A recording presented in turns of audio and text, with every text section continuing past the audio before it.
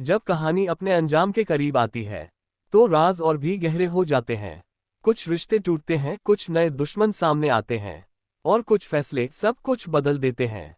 अगर आप भी इस रहस्य की दुनिया का हिस्सा बनना चाहते हैं तो वीडियो को अभी लाइक कीजिए, चैनल को सब्सक्राइब कीजिए और कमेंट में लिखिए मैं तैयार हूं।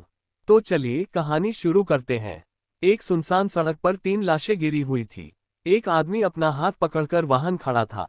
उससे कुछ दूरी पर एक लड़का हाथ में गन लेकर उन लाशों को ध्यान से देख रहा था। वहीं पर एक थार गाड़ी के पास एक लड़का अपने पॉकेट में हाथ डालकर खड़ा था। जब उस पुलिस वाले ने सुना कि गोली शौर्य ने मारी थी तो वह शौर्य को और देखने लगा। शौर्य ने अपनी पॉकेट से हाथ निकाला और ऊपर कर दिया। उसके दोनों हाथ खाली थे। इस बात पर शौर्य मुस्कुराते हुए बोला, ऑफिसर आप देख सकते हैं कि मेरे पास कोई बंदूक नहीं है, तो क्या मैं अपनी उंगली से गोली चलाऊंगा? अभी मैंने भी देखा कि 4 गोलियां चली और इन चारों को लगी, पर मैं मां कसम कहता हूं कि वो मैंने नहीं चलाई। तभी शौर्य ने अपने हाथ नीचे किए और वह आगे बढ़ते हुए उस पुलिस वाले के पास आया और उससे हाथ मिलाते हुए बोला, आपका बहुत धन्यवाद, आपने मेरी जान बचाई है। ये लोग मुझे किडनैप करके कहीं लेकर जाने वाले थे। क्या अगर आपकी इजाजत हो तो मैं इस आदमी से कुछ सवाल पूछूं? उस पुलिस वाले ने भी मुस्कुराते हुए कहा, हाँ आप अपने सवाल पूछ सकते हैं। बस ये बात याद रखिए कि ये अब गुनाहगार है क्योंकि इन्होंने कानून तोड़ा है और इनमें से 3 की मौत भी हो चुकी है, तो ये केस बड़ा भी हो सकता है। शौर्य ने परमिशन मिलते ही बाकी बातों को अनसुना कर दिया और उस आदमी के पास गया और उसके सिर पर अपना हाथ रख दिया। कुछ ही देर में शौर्य ने उसके दिमाग से सारी जानकारी सिस्टम की मदद से कॉपी कर ली। फिर उसने उस आदमी को देखते हुए कहा, क्या तुम मुझे बता सकते हो कि मुझे कौन किडनैप करवाना चाह रहा था? उस आदमी ने शौर्य को गुस्से से देखा और कहा, मैं तुम्हें अब कुछ नहीं बताऊंगा। ठीक है, अगला सवाल, तुम मुझे कहां लेकर जाने वाले थे? भूल जाओ, मैं कुछ नहीं बताऊंगा। ठीक है, अगला सवाल, तुम्हारी ऑर्गेनाइजेशन का नाम ही बता दो। हम बच्चे, मुझसे बात उगलवाना इतना आसान नहीं है। तभी शौर्य उस पुलिस वाले को देखते हुए बोला, सर ये तो मुझे कुछ भी नहीं बता रहा, अब आप ही मेरी मदद कीजिए। जब शौर्य ये बात बोल रहा था तो उसके आंखों और चेहरे पर मासूमियत झलक रही थी। पुलिस वाला शौर्य को देखकर मन ही मन उसकी मासूमियत पर हंस रहा था। फिर वह बोला, वो क्या है न, ऐसे लोगों की जुबान ऐसे नहीं खुलती, इन्हें तुम्हें पुलिस वालों के तरीके से पूछना चाहिए। बस उसने इतना कहा ही था कि शौर्य ने अपनी जेब से उसका पेन निकाला और जहां उस आदमी को गोली लगी थी वहीं पर घुसेड़ दिया। वह आदमी दर्द में बिलख उठा। ये सीन देखकर पुलिस वाला दौड़कर शौर्य के पास आया और बोला, अरे वो पेन निकलो उसके हाथ से, तुम ऐसा नहीं कर सकते। शौर्य ने उस पेन को उसके हाथ से झटके से निकाल दिया और पुलिस वाले को बोला, सॉरी सर, मुझे लगा आप इसी तरह के टॉर्चर की बात कर रहे थे। तभी वह पुलिस वाला उस आदमी को देख रहा था और ऐसे ही बोला, रहने दो। शौर्य ने ये बात सुनते ही उस आदमी के हाथ में फिर से पेन घुसेड़ दिया। पेन अंदर जाते ही वह आदमी फिर दर्द की वजह से चिल्लाने लगा। जब उस पुलिस वाले ने ये देखा तो उसने अपना सिर पीट लिया और आगे जाकर झटके से उस पेन को बाहर निकाल लिया। पेन बाहर निकालने से वह आदमी फिर दर्द में चीखने लगा। उस आदमी को अपनी बदनसीबी पर बहुत गुस्सा आ रहा था। शौर्य अब एकदम डरते हुए पीछे हुआ और बोला, आई एम सॉरी सर, जब आपने मुझे बोला रहने दो तो मैंने सोचा कि आप उस पेन को अंदर रखने की बात कर रहे थे, तो मैंने फिर से। इतना कहकर शौर्य ने अपना सिर नीचे झुका लिया। शौर्य ने सारी जानकारी पहले ही हासिल की थी पर वह भी टाइम पास कर रहा था। पुलिस वाले ने शौर्य को देखा और कुछ नहीं कहा और अपना सिरनामे हिलाकर उस आदमी को देखा जो अभी दर्द की वजह से अपने घुटनों पर बैठा था। उस पुलिस वाले ने कंट्रोल रूम फोन करके सिचुएशन की जानकारी दी और कुछ पुलिस वालों को बुला लिया। ये केस 3 लोगों की मौत की वजह से बहुत हाई प्रोफाइल बन चुकी थी। कुछ ही देर में पुलिस की ढेर सारी गाड़ियां आ गई थी। आज कमिश्नर भी वहां पर आ गया था। वह पुलिस वाला आगे बढ़ा और एक सैल्यूट मारकर बोला, एसीपी विराज अग्निहोत्री रिपोर्टिंग सर। कमिश्नर ने रिटर्न में सैल्यूट किया और उन लाशों को देखने लगा। जब आखिर में उसने शौर्य को देखा तो वह हैरानी से शौर्य के पास आया और बोला, तुम यहाँ क्या कर रहे हो? शौर्य ने अपना सिर खुजाते हुए कहा, मैं तो बस यहाँ से जा रहा था तो इन लोगों ने मुझे रोककर किडनैप करने की कोशिश की। उस वक्त आपके ऑफिसर ने इन्हें इंटरसेप्ट किया और मुझे बचा लिया। मैंने इन्हें बहुत पूछा कि वे लोग कौन हैं जो मुझे किडनैप करवाना चाहते हैं, पर उन्होंने नहीं बताया। अब आप ही मुझे इनसे पूछकर बता सकते हैं। मैं बेचारा, मेरी किसके साथ इतनी बड़ी दुश्मनी हो सकती है कि वो मुझे किडनैप करने की कोशिश करे? जब कमिश्नर ने शौर्य की सारी बात सुनी और जब उसने उसकी आखिरी लाइन अपने दिमाग में दोहराई तो वह खुद गिरते गिरते बच गया। कमिश्नर मन में बोला, तू और बेचारा, तूने दुष्यंत जैसे आदमी को अपने घुटने पे लाया है और कई क्रिमिनल्स को खत्म किया है। तू कहां से बेचारा हो गया? शौर्य तभी उसे बोला, सर मुझे लगता है कि आप इस बात का इन्वेस्टिगेशन करके मुझे उन लोगों का नाम बता देंगे तो मैं आपकी आज्ञा से यहां से चलता हूं। इतना कहकर शौर्य अपनी गाड़ी में बैठ गया। तभी विराज दौड़ते हुए आया और उसकी गाड़ी में बैठ गया और बोला, दोस्त आज मैंने तुम्हारी जान बचाई है, इस बात पर तुम्हें मुझे मदद करनी पड़ेगी। शौर्य ने उस पुलिसवाले को सवालिया नजरों से देखा और बोला, वो तो आपकी ड्यूटी थी, वैसे आपको किस बात की मदद चाहिए? विराज अपना सिर खोचते हुए बोला, मेरे रिलेटिव्स इस शहर में रहते हैं, मैंने सुना है तो मेरे दादाजी ने मुझे उनके यहाँ पर रहने का इंतजाम किया है। शौर्य ने भी अपना सिर हिलाया और बोला, ओह तो ऐसी बात है, चलो फिर मैं तुम्हें वहां पर लेकर चलता हूँ। वैसे तुम्हें जाना कहाँ है? विराज ने अपना सिर पिता और बोला, मैं भूल ही गया कि मैंने तुम्हें अपना नाम नहीं बताया है। मेरा नाम विराज अग्निहोत्री है और मैं अग्निहोत्री मैंशन जाना चाहता हूँ। वैसे तुम्हारा नाम क्या है? शौर्य ने उसकी बात सुनी और उसका सिर चकराने लगा। फिर उसने अपनी गर्दन झटकी और उसकी ओर देखकर बोला, मेरा नाम शौर्य है। उसके बाद उसने अपनी गाड़ी स्टार्ट की और सीधा अग्निहोत्री मैंशन के लिए निकल गए। रास्ते में विराज ने बताया कि वह महाराष्ट्र की अग्निहोत्री फैमिली से था और ये उसकी पहली पोस्टिंग थी जो द्वारिका में हुई थी। कुछ देर में गाड़ी अग्निहोत्री मैंशन पहुंची और शौर्य ने गाड़ी सीधा मैंशन के गेट के अंदर एंटर कर दी।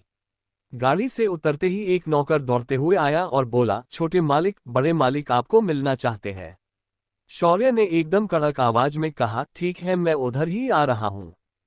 फिलहाल तुम इनका सामान गेस्ट रूम में रखवा दो, ये इस परिवार के सदस्य हैं जो महाराष्ट्र से आए हैं। शौर्य की बात मानकर नौकर विराज का सारा सामान लेकर वहां से चला गया। दूसरी तरफ विराज शौर्य को हैरानी से देखने लगा और बोला, क्या तुम भी इस परिवार के सदस्य हो? तुमने मुझे क्यों नहीं बताया? शौर्य मुस्कुराया और बोला, बड़े भाई, मैं इस परिवार को अपना नहीं मानता लेकिन वे लोग मुझे जबरदस्ती अपना मानते हैं। मेरा आखिरी रिश्तेदार इस परिवार में था जो अब इस दुनिया में नहीं है। उसे छोड़ो और चलो मेरे साथ, आपको बाकी बातें धीरे धीरे समझ आ जाएंगी। इतना कहकर शौर्य विराज को अंदर लेकर गया। अब क्या होगा आगे? कौन सी जानकारी शौर्य ने उस आदमी के दिमाग से निकाली थी? अब कैसे ढूंढेगा शौर्य अपने किडनैपर को? वह बॉम्ब उसके गाड़ी में किसने लगवाया था? अग्निहोत्री मैंशन में शौर्य और विराज पहुंच चुके थे। शौर्य विराज को दादाजी के पास ले गया और बड़ी ही बेरुखी से बोला, ये विराज अग्निहोत्री है जो महाराष्ट्र के अग्निहोत्री परिवार से यहाँ आए हैं।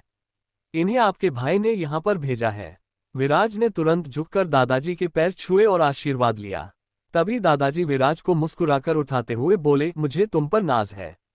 तुमने बड़े भाई का सपना जो पूरा किया है, एक आईपीएस अधिकारी बनकर। अब से तुम यहीं पर रहना, ये परिवार भी तुम्हारा ही है। इतना कहकर दादाजी शौर्य को देखकर बोले, शौर्य मुझे तुमसे विराज को लाने के लिए ही कहना था लेकिन सुबह तुम्हारा फोन लग नहीं रहा था। जब सिया वापस आई तो वह बोली कि तुम शोरूम गए हो, लेकिन संयोग की बात यह है कि विराज तुम्हारे साथ ही आया है। शौर्य ने अपनी गर्दन हाँ में हिलाई और वह वहां से चला गया। तभी विराज बड़ी ही उत्सुकता के साथ दादाजी से बोला, दादाजी ये शौर्य ऐसा क्यों है? वो कह रहा था कि वो इस परिवार को अब अपना नहीं मानता। विराज की बात सुनकर दादाजी का चेहरा उतर गया और कहा, मेरे परिवार जैसा कामनसीब परिवार इस दुनिया में कहीं नहीं है और इसके माँ बाप जैसे लोग तो तुम्हें इस पूरे संसार में नहीं मिलेंगे। शौर्य मेरे दूसरे बेटे का बेटा है, पर शौर्य को जन्म से ही उसके माता पिता ने नहीं अपनाया तो उसके दादी ने उसे अपने बच्चे की तरह पाल पोस के बड़ा किया, लेकिन इस परिवार ने उसे कभी अपनाया नहीं। उसे हर मोड़ पर जलील किया, यहां तक कि मैंने भी उसे कभी अपनाया नहीं था। पिछले महीने जब वह एक हादसे से वापस आया तभी से उसने भी हमसे सारे रिश्ते तोड़ दिए, लेकिन अब सारा परिवार उसे अपनाना चाहता है, यहां तक कि उसके माँ बाप अब उसके लिए आंसू बहाते हैं। पर अब सब कुछ खत्म हो चुका है। जब विराज ने शौर्य की कहानी सुनी तो उसे भी बहुत बुरा लगा और वह भी चुप हो गया। कुछ देर बाद इधर उधर की बातें दादाजी को बताकर विराज वहां से अपने कमरे की ओर चला गया। इधर शौर्य बाहर आ गया था और उसने ढेर सारी आइसक्रीम अपने साथ लाई थी। अपने कमरे में लौटकर शौर्य ने सिस्टम को बाहर बुलाया और बोला, मुझे उन लोगों के अड्डे का ठिकाना बता दो, मैं आज ही उनके पास जाना चाहूंगा। सिस्टम ने सारी आइसक्रीम को देखा और बोली, होस्ट उसका अड्डा आपको अहमदाबाद में मिलेगा। मैंने उसकी लोकेशन आपके मोबाइल पर भेज दी है। बाकी का काम तुम्हें खुद से करना पड़ेगा। इतना कहकर सिस्टम उन आइसक्रीम के डिब्बों पर भूखे शेर की तरह टूट पड़ी और उसे खाने लगी। इधर शौर्य को अपने तलवार की याद आई तो उसने उसे बुलाने के लिए आवाहन किया। दूसरी तरफ एक बड़े से क्लब में एक बेहद सुंदर और सेक्सी लड़की बार में बैठकर कई सारे आदमियों के साथ शराब पी रही थी। उसे तो कोई नशा नहीं हो रहा था, मगर उसके आसपास के सारे आदमी उसकी सुंदरता और उसके फिगर के पीछे नशे में झूम रहे थे। उनकी आंखें लाल हो राखी थी और उनके चेहरे सफेद हो चुके थे। तभी वह औरत बड़बड़ाए, इनमें लाइफ एसेंस तो है ही नहीं, ये मेरे किसी काम के नहीं है। अगली बार मैं ऐसी जगह जाऊंगी जहां ढेर सारे जवान लड़के होंगे। तभी उसके दिमाग में उसे बुलावे की घंटी सुनाई दी। वह अपने जगह पर खड़ी हुई और हवा में गायब हो गई। ये देखकर सारे आदमी अचानक होश में आए और घबराकर इधर उधर भागने लगे। हर कोई भूत भूत चिल्ला रहा था। सारे बार में अफरा तफरी मच चुकी थी। इधर शौर्य के सामने रक्त सम्राज्ञी खड़ी थी। उसे देखते ही शौर्य के दिल की धड़कनें रुक सी गई, लेकिन उसने अपना सिर झटका और वह उससे बोला, तो मैडम का बाहर घूमना और मजे करने का काम हो चुका हो, तो अब हम जरा काम की बात करते हैं। इतना कहकर शौर्य ने अपनी तलवार को शरीर में धारण किया और वह वहां से चला गया। बाहर आकर उसने अपनी लैम्बोर्गिनी निकाली और उसे पूरी रफ्तार से अहमदाबाद की ओर दौड़ाने लगा। अहमदाबाद हाईवे बहुत ही अच्छे से बनाया गया था, जिस वजह से शौर्य कुछ ही समय में अहमदाबाद पहुंच चुका था। सिस्टम ने बताए लोकेशन पर जब शौर्य पहुंचा तब रात के 9 बज रहे थे। वह एक पुराने से दिखने वाले एक खंडहर में पहुंच गया था। यहां पर उसने देखा कि खंडहर के बाहर कोई नहीं था, मगर अंदर की तरफ बहुत सारे लोग मौजूद थे। उनकी संख्या लगभग 100 से भी ज्यादा थी। शौर्य ने अपनी तलवार हस्त में पकड़ी और उसके चेहरे पर एक कातिलाना मुस्कान फैल गई। फ्लैशबैक। शौर्य ने जब सारी जानकारी उस आदमी के दिमाग से निकाली तो उसे पता चला कि उसे मारने की कोशिश करने वाले कोई और नहीं, कराची में बसे एक आतंकवादी गिरोह के लोग थे। इस गिरोह का नाम लश्कर-ए-जुनैद था और कश्मीर और पूरे भारत में होने वाले आतंकवादी हमलों के पीछे इसी का हाथ था। मारे गए सारे आतंकवादी पाकिस्तान से भारत में आए थे। इसीलिए शौर्य जब उसे पूछ रहा था तो उसके मन में उस आदमी के लिए जरा सी भी दया नहीं थी। Flashback and. शौर्य ने इतने सारे लोगों को सामने देखा तो उसका खून खौल उठा और वह बहुत ज्यादा उत्तेजित हो उठा। युद्ध के देवता का वारिस पापियों को मारने के लिए आज वहां पहुंचा था। शौर्य ने अपनी तलवार को हवा में उठाया और जोर से चिल्लाया, ओम नमः पार्वती पते, हर हर हर महादेव। उसकी आवाज पूरे खंडहर में गूंज गई और आसमान में बादल छा गए। हवाएं तेजी से चलने लगी। तभी शौर्य की आभा बदल गई। उसके शरीर के आसपास लाल रंग की बिजलियां चमक रही थी। उन बिजलियों के आपस में टकराने की वजह से एक छनकार निकल रही थी, मानो स्वयं महादेव का डमरू बज रहा हो। शौर्य ने लंबी छलांग मारी और वह सीधा हवा में उड़ गया। अगले ही पल वह उस खंडहर के अंदरूनी हिस्से में उन आतंकवादियों के सामने था। आतंकवादी कुछ समझ पाते उससे पहले ही शौर्य ने उन पर हमला कर दिया था। शौर्य इतनी तेजी से आगे बढ़ रहा था कि आतंकवादियों के कुछ करने से पहले ही उनके शरीर काटे जा रहे थे। शौर्य हर उस आतंकवादी को गाजर मूली की तरह काट रहा था। कुछ ही देर में पूरा खंडहर खून से रंग चुका था और हर तरफ सिर्फ लाशें ही लाशें थी। उस पूरे बेस पर कोई भी जीवित नहीं बचा था। उसके बाद शौर्य ने कोने में लगे सैटेलाइट कैमरे को देखा और बोला, मैं जल्द ही कराची आ रहा हूं। इतना कहने के बाद उसने वह कैमरा तोड़ दिया। शौर्य ने सारे आतंकवादियों को मारने के बाद खुद को शांत किया और अपने आप को देखा। वह खून में नहाया हुआ लग रहा था। ये सारा खून उन आतंकवादियों के था। उसने उसके बाद पूरा गोदाम छान मारा और वहां से ढेर सारे आधुनिक हथियार बरामद किए और उन्हें अपनी रिंग में रख दिया। उसके बाद उसने वहीं पर पड़े हुए RDX को लिया और उसी से एक सिंपल बॉम्ब सिस्टम के मदद से बना दिया और उसे वहां लगाकर बाहर आ गया। बाहर आते ही शौर्य ने अपने हाथ का डेटोनेटर दबा दिया और एक क्लिक की आवाज के बाद बहुत बड़ा धमाका सुनाई दिया। पूरा खंडहर वहां से गायब हो गया। शौर्य तुरंत ही अपनी गाड़ी लेकर वहां से निकल गया। क्या शौर्य सच में इन आतंकवादियों को मारने कराची चला जाएगा? क्या इस घटना के बाद वह आतंकवादी चुप बैठेंगे या फिर होगा घमासान? जानने के लिए बने रहिए हमारे साथ सिर्फ पॉकेट नॉवेल पर। शौर्य उस आतंकवादी बेस को उड़ाकर वापस द्वारिका लौट आया। जब वह वापस आया तो बहुत रात हो चुकी थी। दूसरी तरफ जब शौर्य उस खंडहर से निकला तो दूर एक छोटे से कमरे में से कुछ लोग इस घटना को देख रहे थे। उनमें से एक ने एक छोटा सा ड्रोन निकाला और सारी वारदात को ड्रोन कैमरे से रिकॉर्ड करने लगा। ये सारी घटना आर्मी हेडक्वार्टर में बैठकर कई उच्च अधिकारी लाइव देख रहे थे। उन सभी ने अपनी आंखों से देखा कि शौर्य कैसे उन आतंकवादियों को गाजर मूली की तरह काटे जा रहा था। ये दृश्य बहुत खतरनाक था। यहाँ तक कि जंग में शामिल हुए लोग भी इसे देखकर डर गए थे। कुछ सिविल डिपार्टमेंट वालों ने तो उल्टी कर दी थी। सारी वारदात को अपने नखों देखने के बाद उनमें से एक आदमी बोला, देखा तुम लोगों ने, ये लड़का वन मैन आर्मी है। मैं चाहता हूं कि इसे जल्द से जल्द हमें बुला लेना चाहिए हमारी यूनिट ज्वाइन करने के लिए। ये मराठा लिए इन्फेंट्री के चीफ जनरल भोसले थे। उनके सामने राजपुताना राइफल्स के चीफ और स्पेशल फोर्सेस के चीफ भी बैठे थे। तभी मेजर जनरल पांडे बोले, ऐसा नहीं हो सकता, वह सिर्फ मेरी यूनिट ज्वाइन करेगा। उसे सबसे पहले मैंने ढूंढा है। तभी स्पेशल फोर्सेस के चीफ बोले, ये लड़का मैं लेकर जा रहा हूं। इसे मैं सीधा एंट्री दूंगा स्पेशल फोर्स में। तभी एक ऑफिसर बोला, तुम पैरा स्पेशल फोर्स वाले हमेशा अपनी दादागिरी दिखाते हो। ऐसा नहीं चलेगा, मैं उसे राष्ट्रीय राइफल्स के लिए चुनूंगा। तभी एक उम्रदराज आदमी बोला, पहले ये पता करो कि वह लड़का तुम्हारे पास आएगा भी या नहीं, उसके बर्ताव से तो लगता है कि वह अपनी मर्जी का मालिक है। तभी जनरल पांडे बोले, चीफ आप उस बात की चिंता न करें। वह सच्चा देशभक्त है, उसने हमारे आर्मी के लिए वह पावरफुल दवा बनाने का वादा किया है। उस दवा के रिजल्ट्स तो अपने खुद देखे हैं। और उसने हर महीने 1000 बोतल मुफ्त देने का वादा किया है। चीफ ने जनरल पांडे की बात सुनी और बोले, ये बात तो सही है, पर उसे कंट्रोल करने की ताकत आप में से किसमें है? तभी सभी सीनियर ऑफिशियल्स ने अपना सिर न में हिला दिया। तभी चीफ बोले, ऐसा करते हैं, उसे पहले बेसिक ट्रेनिंग के लिए सिलेक्ट करो और फिर उसे मेरे R&AW यानी रॉ के अंडर कमीशन कर दो। इससे दो बातें होंगी, हमें उसे कंट्रोल नहीं करना पड़ेगा और वह अपना मिशन भी सही से कर लेगा। जब सभी ने ये सुना तो सभी लोग चुप हो गए, पर हर कोई मन ही मन में चीफ को गालियां दे रहा था। सीधे सीधे बोलो ना कि उसे आप अपने डिपार्टमेंट में लेना चाहते हैं। ये बुढ़ा आज भी उतना ही खूंसेट है। ये थे इंडियन रॉ के चीफ आदित्य जामवाल। उन्हें इंडिया का टाइगर कहा जाता है। उन्होंने अकेले पूरे दुश्मन देशों के नाक में दम कर रखा था। दुश्मनों की बड़ी बड़ी साजिशें उन्होंने अपने दम पर नाकाम कर दी थी।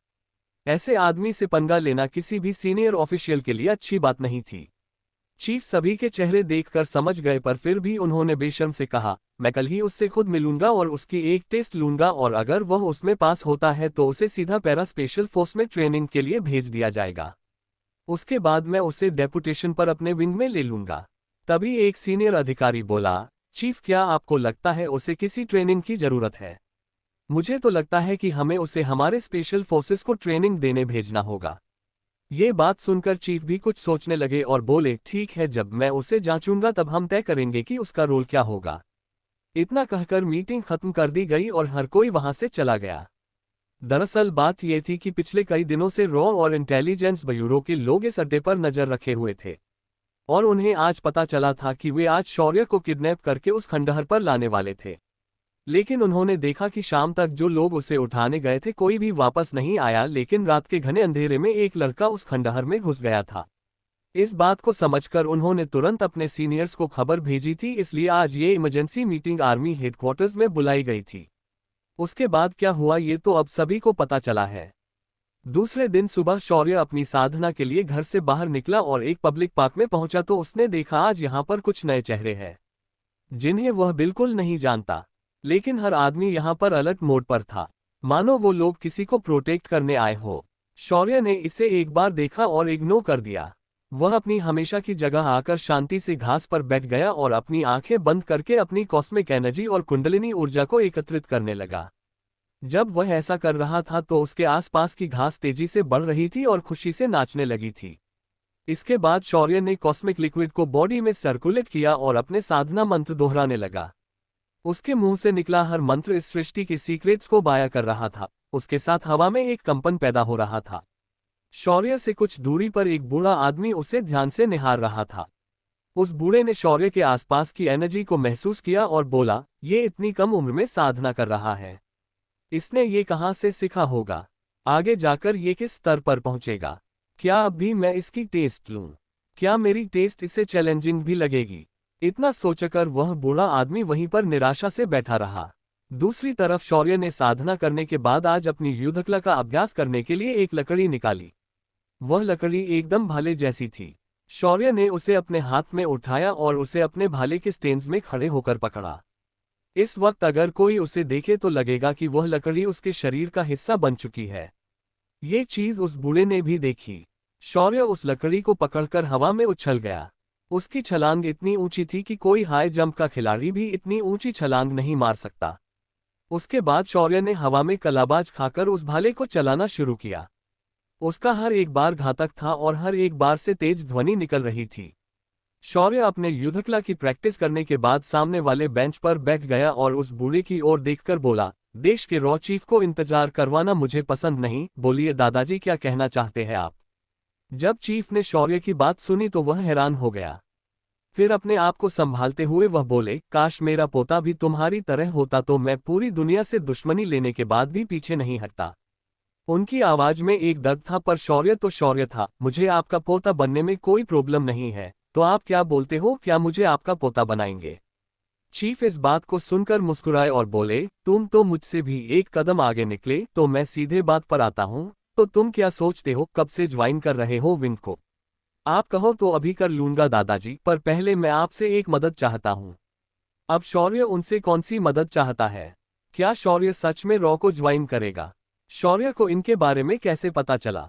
क्या है शौर्य का अगला प्लान? जानने के लिए बने रहिए हमारे साथ सिर्फ पॉकेट नॉवेल पर। अपने पास बैठने के लिए बोलते हुए बैठाता है। ये एक ब्रो कोड था जो हर लड़का इस्तेमाल करता है। शौर्य ने ऐसी मासूम खूबसूरती पहली बार देखी थी, लेकिन आगे जो उसने विराज के मुंह से सुना वह हैरान हो गया। क्या सुना था शौर्य ने विराज के मुंह से? कौन थी ये लड़की जो शौर्य को भी उसे देखने पर मजबूर कर रही थी? क्या ये कोई नया मिशन है जो विराज कर रहा था? जानने के लिए बने रहिए मेरे साथ सिर्फ पॉकेट नॉवेल पर। शौर्य कैफे में विराज के साथ बैठा था। आज उसने कैफे में आते ही एक लड़की को देखा था और उसको घूरने की वजह से वह लगभग फंस जाता, पर उसका ब्रो कोड काम आया। शौर्य के सामने विराज अपने सिविल ड्रेस में बैठा था क्योंकि आज उसे आते ही एक नया मिशन मिला था। ये मिशन पाकिस्तान के ISI से जुड़ा था। जब शौर्य वहां पहुंचा तो देखा कि विराज एकदम सीरियस होकर बैठा था, तो शौर्य ने उससे पूछा, क्या बात है भाई, किसी लड़की का चक्कर है क्या, इतना सीरियस होकर बैठे हो? ये सुनकर विराज ने अपनी भौहें सिकोड़ ली और बोला, हाँ एक लड़की का चक्कर है, वो भी उसी लड़की का जिससे तुम अभी घूर कर आ रहे हो। जब शौर्य ने ये सुना तो वो बोला, तो क्या उसे पटाने का इरादा है क्या? इस बात पर विराज सीरियस होकर बोला, ऐसी खूबसूरत लड़की आपकी जिंदगी में आ जाए तो आपकी लाइफ खुशी से भर जाएगी, मगर ये लड़की आएगी तो सिर्फ बम फूटेंगे और तबाही मचेगी। शौर्य ने जब ये सुना तो उसके भी कान खड़े हो गए। उसने पूछा, इसके बाप की बम की फैक्ट्री है क्या? नहीं, वह खुद एक बम है, वो भी चलता फिरता। वह एक ISI एजेंट है। उसे वे लोग हनी बुलाते हैं। ये एक हनी ट्रैप एक्सपर्ट है। इसने पिछले साल हमारे एक केंद्रीय मंत्री को फंसाकर उनसे आतंकवादियों के लिए बहुत सारी मदद करवाई थी, और इसी के वजह से आज भी पूरे भारत में आतंकवादियों के बेस हमारे आंखों के सामने बने हैं, पर हम उन्हें देख नहीं पा रहे हैं। विराज ने आगे बताते हुए कहा और एक फाइल शौर्य के सामने रख दी। शौर्य ने फाइल को हाथ में लेकर अपनी आंखों से एक ही झलक में पढ़ लिया। फिर उसने सिस्टम से कहकर उस लड़की की बाकी की सारी जानकारी निकाल ली। शौर्य ने उस फाइल को विराज को लौटाते हुए कहा, इसका नाम आलिया है। इसका जन्म इस्लामाबाद के एक मिलिट्री फैमिली में हुआ था। उसे 15 साल की उम्र से हनी ट्रैप की ट्रेनिंग दी जा रही थी। जब उसकी शारीरिक बनावट एक 20 साल के लड़की जितनी हुई तो उसकी प्लास्टिक सर्जरी करवाई गई और उसे और भी खूबसूरत बनाया गया। फिर वह 2 साल पहले भारत में एक नकली आइडेंटिटी के साथ आए। यहाँ वह एक लोकल पॉलिटिशियन की बेटी बनकर रह रही थी और इसी आइडेंटिटी का इस्तेमाल करके पॉलिटिकल सर्कल में घुस गई और उसने उस मंत्री को फंसा लिया। उस मंत्री के सहायता से इसने कई सारी राजसी परिवारों की लावारिस जमीनों को अपने नाम करवा लिया। सभी को दिखाने के लिए उसने एक रियल एस्टेट कंपनी खोली, मगर वह उसकी आड़ में आतंकवादियों को बेस बनाकर देती है। क्या इतनी जानकारी काफी है इसके बारे में? शौर्य की बात सुनकर विराज चकरा गया और बोला, अब ये भी बता दो कि उसने ये अड्डे कहाँ कहाँ बनाए हैं। शौर्य मुस्कुराया और बोला, बस इतनी सी बात तो ठीक है, जरा वेट करो, मैं तुम्हें वो भी बता देता हूं। तभी वह लड़की कैफे से बाहर आ गई और अंडरग्राउंड पार्किंग में चली गई। उसके पीछे शौर्य विराज को लेकर आ गया। आते ही शौर्य ने ना आव देखा न ताव और अपनी बंदूक जो कि उसके हाथ में अचानक आई थी उससे एक गोली सीधा उस लड़की के पैर में मार दी। एक जोरदार गोली की आवाज सभी को सुनाई दी और सभी लोग पार्किंग की ओर दौड़कर आए, पर उन्हें सामने कुछ नहीं दिखा। इस वक्त गोली चलाने के बाद शौर्य ने एक छलांग में उस लड़की के पास जाकर उसे उठा लिया और अपनी गाड़ी में डाल दिया, साथ ही में उसे बेहोश भी कर दिया था। जब सब लोग नीचे आए तो विराज अपनी गन को साफ कर रहा था और वह लापरवाही से बोला, sorry for disturbing you all, it was just misfire. फिर उसने अपनी आइडेंटिटी वहां के स्टाफ को दिखा दी। कुछ ही देर में शौर्य वहां पर अपनी गाड़ी लेकर आ गया और विराज को अंदर बिठाकर बाहर निकल गया। विराज जो बाहर बहुत रिलैक्स लग रहा था, अंदर आते ही बहुत सीरियस होकर बोला, तुमने अपनी गन कहां से निकाली? और तुम पागल हो गए हो क्या कि इसे सीधे गोली मार दी? इस बात पर शौर्य बेपरवाही से बोला, शुक्र मनाओ कि मैंने उसकी खोपड़ी नहीं उड़ाई। अब चलो कुछ काम किया जाए। इतना कहकर शौर्य अपनी गाड़ी शोरूम पर लेकर आ गया। उसने उस लड़की को उतारा और अंदर लेकर आ गया। इस वक्त विराज और शौर्य उस लड़की को एक कुर्सी पर बिठाकर उसके सामने खड़े थे। शौर्य ने सबसे पहले उसके सिर पर हाथ रखकर सारी जानकारी इकट्ठा कर ली, फिर उसने उस लड़की के मुंह पर पानी मार दिया। जैसे ही वह लड़की होश में आई तो उसके सामने शौर्य और विराज खड़े थे। शौर्य ने उस लड़की को देखकर कहा, और हनी कैसी हो? मेरी मेहमान नवाजी तुम्हें पसंद तो आई न, या फिर कुछ और भी तुम्हें चाहिए? उस लड़की ने शौर्य को देखा और अपने दांत पीसते हुए कहा, तुम ये बहुत गलत कर रहे हो। तुम्हें अच्छे से पता है कि मेरे पीछे इस देश का सबसे बड़ा मंत्री खड़ा है। अगर मुझे कुछ हो जाता है तो वो तुम्हें नहीं छोड़ेंगे। इस बात को सुनकर शौर्य हंसते हुए बोला, पागल औरत, जरा अपने चारों ओर देख लेना। इस वक्त तू मेरे जगह पर बैठी हुई है। अगर मैं चाहूं तो मैं तुम्हें मार भी सकता हूं, फिर भी मैं तुम्हारी इस परफेक्ट खूबसूरती के लिए तुम्हें एक और मौका देना चाहता हूं। तो हनी या फिर कहूं आलिया अयूब खान, क्या आप हमें अब सब सच सच बताएंगी ताकि हम आपको कम तकलीफ दे और हमारा काम भी आसान हो जाए? ये बात सुनकर आलिया सख्ते में आ गई और बोली, तुम दोनों अभी बच्चे हो, मुझसे जानकारी उगलवाना इतना आसान नहीं है। तुम मुझे मार भी डालो तो मैं तुम्हें नहीं बताऊंगी। तभी शौर्य एक कुटिल मुस्कान के साथ बोला, ओह तो ये बात है, चलो फिर मैं तुम्हारी इच्छा पूरी कर ही देता हूं, पर उससे पहले एक बात सुनकर तो जाओ। इतना कहकर शौर्य ने सारे छुपे हुए बेस और उनके सेफ हाउस के ठिकाने आलिया को सुनाए। जैसे जैसे शौर्य बोलते जा रहा था, आलिया की आंखें बड़ी बड़ी हो रही थी। आलिया ने जब सारी बात सुनी तो उसने हैरानी से पूछा, तुम्हें ये जानकारी कैसे मिली? तभी शौर्य ने एक शातिर मुस्कान के साथ कहा, तू सस्पेंस में ही मत, तुम्हें एक्सप्लेन करने का टाइम मेरे पास नहीं है। इतना कहकर शौर्य उसके माथे में छेद कर दिया। विराज जो कुछ कहना चाहता था वो अपना मुंह खोल ही नहीं पाया। उस लड़की को मरने के बाद शौर्य मुस्कुराया और बोला, अगर आपका दुश्मन सामने हो और वह ज्यादा फड़फड़ा रहा हो तो उसे खत्म कर दो। इससे दो बातें होती है, एक आप आने वाले समय में इस दुश्मन की वजह से फंसते नहीं हो, दूसरी तुम्हें नए दुश्मन पर ध्यान देने का समय मिलता है। विराज जो अभी तक चुप था वह बोल पड़ा, अब हम वह इन्फॉर्मेशन कैसे वैलिड करेंगे? मुझे बस ऑर्डर मिले थे कि इस पर सिर्फ नजर रखो और उसका पीछा करके लोकेशंस को ट्रैक करना है, लेकिन अब तुमने इसे उड़ा दिया तो हम अब ऊपर क्या जवाब देंगे? शौर्य विराज को देखकर मुस्कुराया और आंख मार दी। तभी टिंग की आवाज से विराज के मोबाइल पर एक मैसेज आया। जब विराज ने मैसेज देखा तो वह हैरान रह गया। उसमें सारी जानकारी एकदम सीरियल के हिसाब से लगाई गई थी। इसमें उन स्लीपर सेल्स की जानकारी भी थी जो अभी एक्टिव नहीं थे, साथ ही साथ बाकी एक्टिव एजेंट्स की लोकेशन और जानकारी थी। शौर्य ने फिर विराज को देखा और कहा, विराज भाई, अब इसके आगे तुम जो भी देखोगे उसके बारे में किसी को नहीं बताओगे और इसमें आपकी भलाई है। इतना कहकर शौर्य ने हाथ लहराया और एक काले रंग की लपट उसके हाथ में आ गई। शौर्य ने उसे उस लड़की के ऊपर फेंक दी। कुछ ही सेकंड्स में वह लड़की हवा में गायब हो गई। जब विराज ने ये देखा तो वह डर से कांपने लगा और उसके मुंह से एक भी शब्द नहीं निकला। शौर्य ने फिर शोरूम से बाहर आकर विराज से कहा, भाई वो डेटा आप चीफ को भेज दो और उन्हें बताना कि वह लड़की गायब हो गई है। आगे बोलना कि ये लिस्ट मेरे हाथ लग गई है और वो समझ जाएंगे कि आगे क्या होने वाला है। आगे क्या करने वाला है शौर्य? कहाँ रह गई चित्रांगदा? क्या शौर्य इन लोगों को भी ढूंढ कर मारने वाला है? इन सभी सवालों के जवाब जानने के लिए बने रहिए हमारे साथ सिर्फ पॉकेट नॉवेल पर। तारांकन, अब कहानी उस मोड़ पर पहुंच चुकी है जहां से वापसी का कोई रास्ता नहीं है। क्या होगा आगे? कौन जीतेगा और कौन बचेगा? अगर आपको ये एपिसोड पसंद आया हो तो वीडियो को लाइक करें, चैनल को सब्सक्राइब करें और कमेंट में बताएं कि आपको क्या लगता है अगला मोड़ क्या होगा। और हाँ, अगर आप पूरी कहानी एक साथ देखना चाहते हैं तो डिस्क्रिप्शन में दी गई प्लेलिस्ट का लिंक जरूर चेक करें। मिलते हैं अगले एपिसोड में एक और नए रहस्य के साथ। तारांकन।